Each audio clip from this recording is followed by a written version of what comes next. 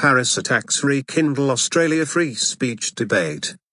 The attack on satirical French magazine Charlie Hebdo has reignited the debate over Australia's race-hate law, which prohibits certain forms of speech.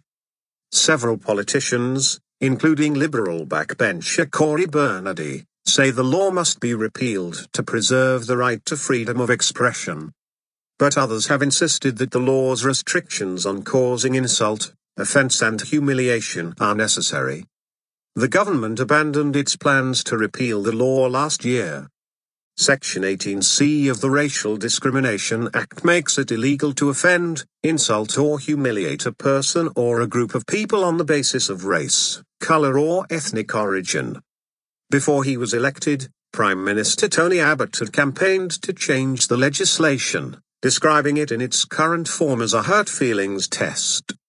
But the plan was dropped last year amid political opposition and concerns about antagonizing minority groups. Police in Paris, near site of kosher supermarket where an Islamist gunman took hostages. Security has been tightened in France after last week's attacks. Several conservative politicians have renewed calls for the law to be repealed, following last week's gun attack on the offices of Charlie Hebdo in Paris. 12 people were killed in the attack, including the magazine's editor and prominent cartoonists. The gunmen were heard shouting that they had avenged the Prophet Muhammad, an apparent reference to the magazine's publication of cartoons depicting the Prophet. The attack was followed by a manhunt for the gunmen and their accomplices, culminating in 2 hostage situations. A total of 17 people were killed in 3 days of violence.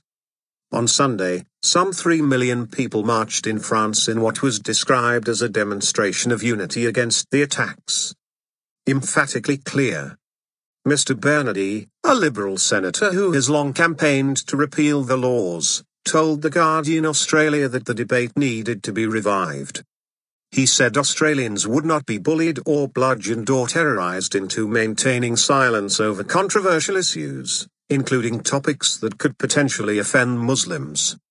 His demand was echoed by the former New South Wales Solicitor General, Michael Sexton, who wrote in the Australian newspaper that those who wanted to defend free speech after the Paris attacks should also recognise the right of publications such as Charlie Hebdo to cause insult or offence. However, many leaders, including some from the governing Liberal Party, have dismissed the call. Racial Discrimination Commissioner Tim Sutphermazane told the Australian Broadcasting Corporation that the issues around the law had already been debated last year.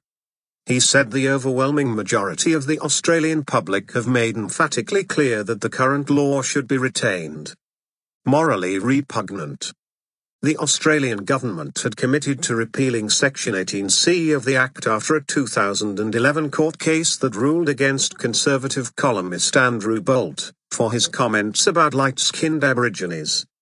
Mr. Bolt had defended a newspaper column in which he suggested that light-skinned people of Aboriginal descent had chosen to be Aboriginal for personal gain, ignoring their other cultural heritages. Last year, however, the government faced such strong opposition from ethnic groups and others that it dropped plans to change the act.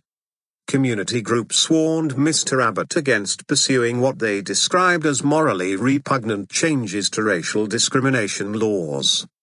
In a joint statement issued in March last year, representatives of Australia's Indigenous community, as well as its Greek, Jewish, Chinese, Arab, Armenian and Korean communities, said the proposed amendments would license the public humiliation of people because of their race,